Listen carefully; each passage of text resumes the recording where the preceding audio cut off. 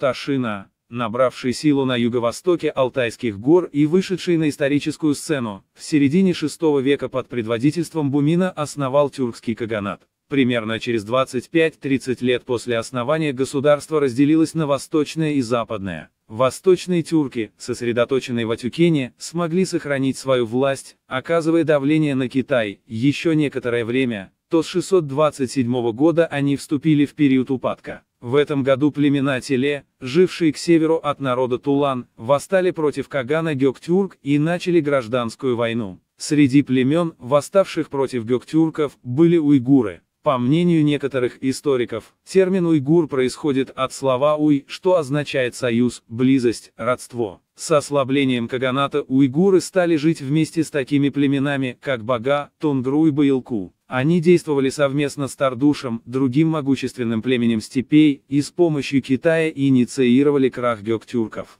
Хотя позднее они признали превосходство Тардуш-Кагана, после того как китайцы уничтожили Тардуша в 646 году, они поступили на службу к Китаю. Как и многие другие тюркские племена сражались на его стороне. Кутлук из рода Ашина, бежавший из китайского плена, в 682 году вновь обрел независимость от гёктюрков. Быстро растущий каганат поставил уйгуров и другие тюркские племена на колени. В 714 году уйгуры потерпели тяжелое поражение, признали превосходство гёктюрков и на время исчезли со сцены истории. Ближе к середине VIII века в обстановке великого хаоса в документах вновь появляется название уйгур. В годы, последовавшие за смертью вождя гёктюрков Бельге Кагана в 732 году, каганат постепенно ослабел. Борьба за престол принесла нестабильность и смуту. Видя, что на севере кипит обстановка, император Тан привлек на свою сторону тюркские племена, чья лояльность висела на волоске, и призвал их к восстанию.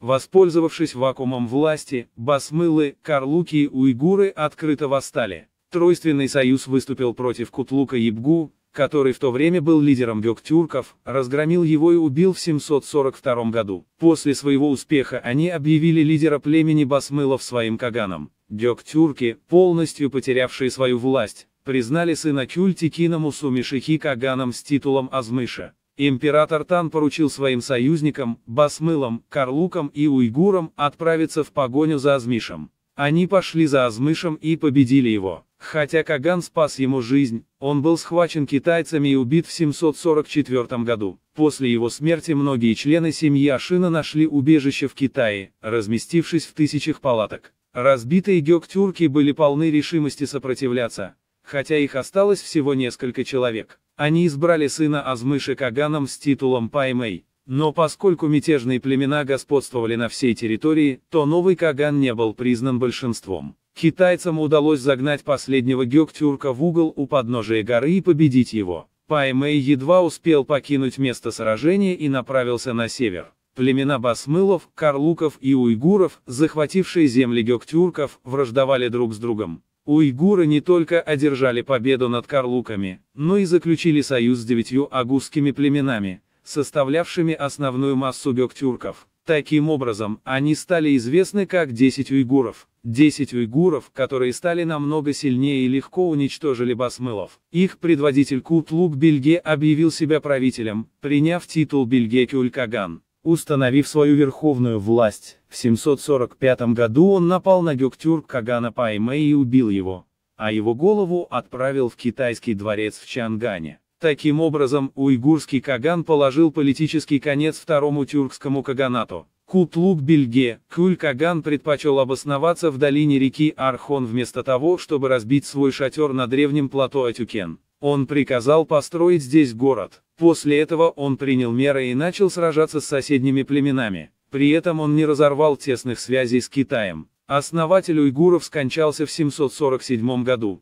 Его ранняя смерть стала большим несчастьем для уйгурского каганата, который еще не научился стоять на собственных ногах. Когда Каган умер, его старший сын Тайбельге занял трон, но его брат воспротивился этому и объявил себя Каганом с титулом Баянчор. Борьба между двумя братьями за престол продолжалась до 750 года, в котором Баянчор Каган одержал победу и закрепил свое положение. Однако во времена смуты карлуки, принимавшие участие в создании государства, восстали и бежали на запад, чтобы заняться тюркскими делами. Баян-Чор Каган завершил строительство города, который начал строить его отец. Этот город, известный как Орду-Балык, не был лагерем типа кочевки, где ранее собирались кочевые тюрки. Это были здания из кирпича и черепицы, где могли жить Каган и элита. Город был окружен стенами. Это стало признаком того, что уйгуры постепенно переходят к оседлому образу жизни. Баян-Чор, сделавший Орхон своей родиной, совершил ряд походов, чтобы покорить тюркские племена. В 750 году он разбил чиков у реки Кемь. Еще до конца весны он добрался до Маньчжурии на западе и подчинил татар. В следующем походе он разбил киргизов в долине Енисея. Хоть он и не смог до конца подчинить их себе,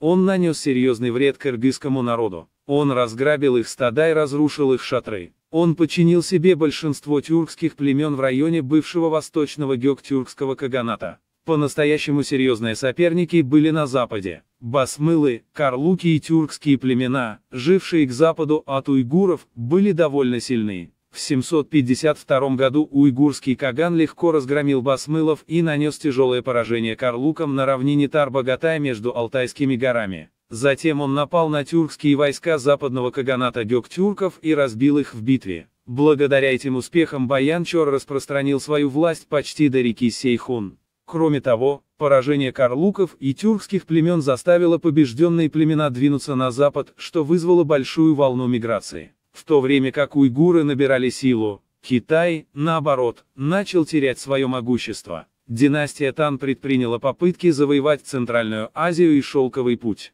Однако в 751 году они были разгромлены мусульманами-аббасидами в Ферганской долине с помощью карлуков. Это поражение ознаменовало начало упадка Китая. Мало того, что их контроль над Шелковым путем ослаб, они еще и столкнулись с серьезными финансовыми трудностями. Желая воспользоваться ситуацией, один из китайских военачальников Ань Лушань в 755 году поднял восстание на северо-востоке Китая. Восстание, начатое этим генералом, отец которого был из Согда, а мать из гёктюрков, вошло в историю как самое кровавое восстание в мировой истории. Когда Ань Лушань объявил себя императором и двинулся на столицу Чиньянь, император Тан Гуаньчжун отрекся от престола и бежал на запад страны. Один из его сыновей стал императором в 756 году под титулом Сюань Цзун. В июле того же года Ань Лушань захватил столицу. Хотя он умер несколько месяцев спустя, движение перешло к его сыну. Недавно взошедший на престол император Сюань Цзун обратился за помощью к аббасидам и уйгурам, чтобы выбраться из ситуации, в которой он оказался. Баян-Чор Каган увидел в этом возможность. Он подготовил свою армию, подошел к берегу Хуанхэ и очистил ее от мятежников. В 757 году на юге образовалось объединение под командованием Улуг-Бельге-Ибгу. Уйгурские отряды Улуг-Бельге-Ибгу достигли реки Таншуй со своими конными лучниками и разгромили мятежников. Улуг-Бельге-Ибгу вошел в столицу Чиньянь. Он не задержался в столице надолго, продолжил операцию и освободил летнюю столицу Лаян. После этого большого успеха мятежники были отброшены на северо-восток. В благодарность за неоценимую поддержку император Китая отдал Баян-Чору в жены свою дочь. Для китайского императора было делом чести выдать свою дочь за уйгура, спасителя империи. Но даже если бы император расстелил бы все сокровища к ногам Баян-Чора, это было бы недостаточно, так как Баян-Чор спас династию Тан от краха. Баян-Чор умер в 759 году во время пира в возрасте 46 лет, вскоре после успешного похода против енисейских кыргызов в Саянских горах. Ему наследовал один из его младших сыновей под именем Бёгю Каган. Благодаря Баян-Чору Китай смог подавить восстание Ань Лушани. Однако в 759 году во главе восстания встал Си Сымин. Мятежники быстро восстановили силы и вновь осадили Таншуй. Через некоторое время между ними начались распри. В 761 году Си Чиой захватил лидерство в восстании. Однако эти события ослабили движение. Бёгю Каган в первые годы правления отошел от политики деда и отца и занял дистанцированную позицию по дружбе с Китаем. Он напал на север Китая, измученного восстанием. Однако китайский генерал Пэуку Хуаен, тюркского происхождения, убедил его не продвигаться вглубь страны, так как Китай был очень богат и его население значительно превосходило уйгуров. Даже если бы Китай был завоеван, жить там означало бы ассимиляцию уйгуров. Ранее уже было известно, чем заканчивались походы тюрков вглубь Китая, поэтому уйгуры не пошли дальше. В 762 году император Дай Цзун, взошедший на танский трон, отправил послов к уйгурам с просьбой о помощи. Бёгю Каган согласился и решил поддержать китайские войска. Совместные китайско-уйгурские войска зимой 762 года снова отбили восточную столицу Лаян.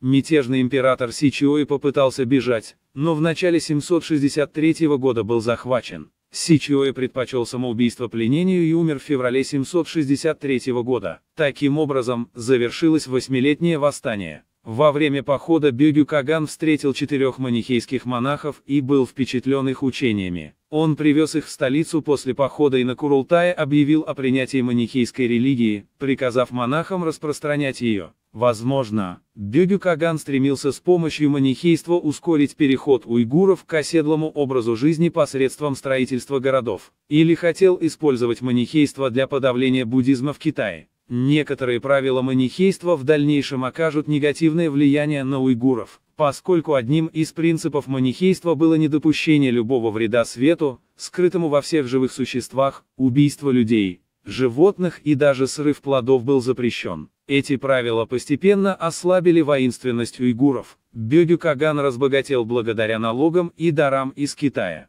Приняв манихейство, он наладил хорошие отношения со своими единоверцами в Иране и с помощью торговли обеспечил процветание уйгурских племен. Он продолжал союз с Китаем и в 768 году совершил поход против Тибета. Так как династия Тан находилась в тяжелом положении, уйгурскому доминированию никто не мог противостоять. Однако в 770-х годах ситуация изменилась. Династия Тан восстановила силы. Уйгурские купцы были изгнаны из китайской столицы. Отношения внезапно обострились. В 778 году Бёгю Каган организовал поход и убил 10 тысяч китайцев. Но за годы мира танцы сильно усилились. Когда Каган готовился к новому походу на Китай в 779 году, его убил визирь из рода Яглакар, выступивший против похода. Уничтожив близких Кагана, он сам принял титул Кагана под именем Абылкут-Луг-Бильге. Он понимал, что Китай усилился, поэтому выбрал политику баланса, установив с ним хорошие отношения.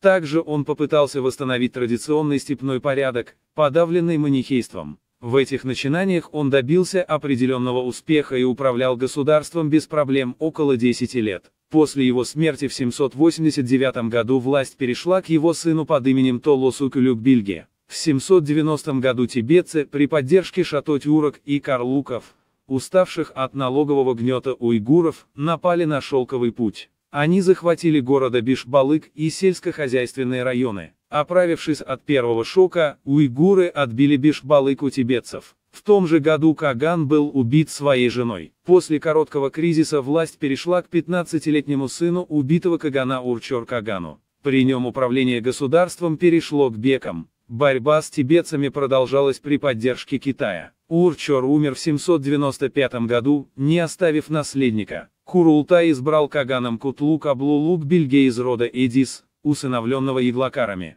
Этот правитель, также известный как Гёк-Каган, вдохнул в государство новую энергию. Первым делом он отправился в манихейский храм и возродил официальное признание этой религии. Он выступил в поход на кыргызов, разбогатевших на продаже обработанного железа. Ранее уйгуры уже ходили на кыргызов, но не могли их подчинить. Гёк-Кагану удалось убить их вождя и подчинить кыргызов. Кроме того, он победил карлуков в долинах Тяньшани. Он отдал эти земли Турфану, распространил власть до Кучи и Карашара и отнял их у тибетцев. Таким образом, он усилил контроль над Шелковым путем. Благодаря этим завоеваниям уйгуры достигли наибольших границ. Успешное правление Кутлук-Аблу-Луг-Бильге закончилось его смертью в 805 году. Затем власть перешла к Аблкюлюк-Бильге, а в 808 году – к Аблбильге. Внутриполитически его правление прошло спокойно. Восстаний почти не было, уровень благосостояния был высоким. Манихейская религия широко распространилась. Главным противником государства были тибетцы. Отношения с Китаем оставались близкими. Уйгурский Каган даже временами оказывал давление на китайского императора. Это видно из того, что манихейским монахам разрешалось миссионерствовать в Китае, а император был вынужден отправлять уйгурам китайских принцесс в жены. Благодаря этому балансу политика, избранная когда-то Абул-Кутлук-Бельге Каганом, оказалась очень важной. Абул-Бельге Каган умер в 821 году. Ему наследовал Кючлук-Бельге Каган.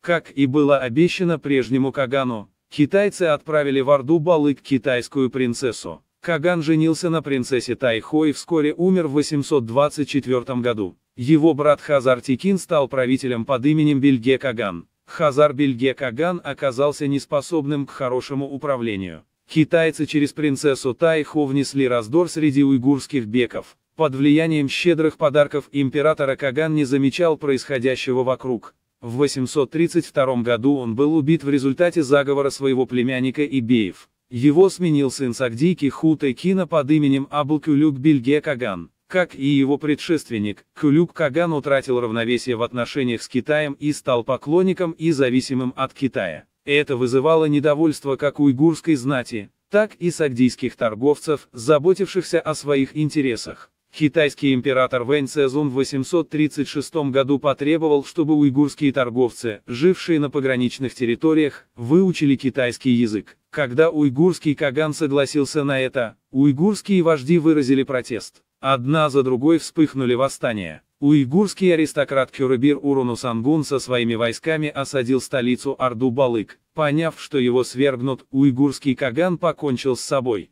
Кюрыбир Урунгу посадил на трон Хазар Текина. Правление этого лидера, которого некоторые источники называют вторым Хазар-Каганом, началось не только с крупных политических потрясений, но и с экономического кризиса. В 839 году страну поразила великая эпидемия и сильная снежная буря, что привело к массовому падежу скота и внезапному краху государства. Во время смены власти, один из уйгурских вождей Кюлюк-Бага сбежал к енисейским кыргызам и хотел отомстить Кюрыбиру Урунгу. Воспользовавшись голодом, он подстрекнул кыргызов к нападению. Кыргызам удалось собрать до 100 тысяч всадников, и они направились в Архонскую долину. В 840 году они совершили набег на город Орду-Балык. Они убили Хазар Кагана и Кюрыбира Урунгу, а всех встреченных истребили. Город был полностью разрушен, а окружающие столицу уйгурские племена ушли со своих земель. Таким образом, уйгурское присутствие в Архонской долине завершилось.